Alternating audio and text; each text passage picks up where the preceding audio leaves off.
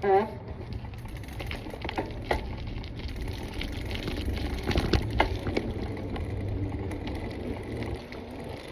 magbike na naman tayo. Madilim na, madilim.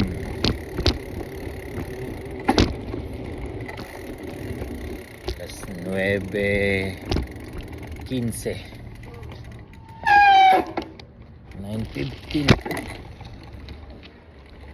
9:15 na ng gabi. Kakatapos lang namin magkwentuhan ni Brother Jomel. Ayan, tinayos natin yung kanyang gulong. Marami tayong natutunan, marami tayong mga magandang narinig at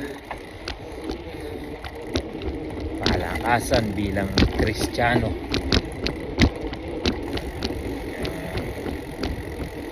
So may clean bike lang tayo. Ready na tayo dito sa 15 kilometers pa. Pwede na yan. Ang sarap magbike pag ganitong gabi na. Presko. Yan.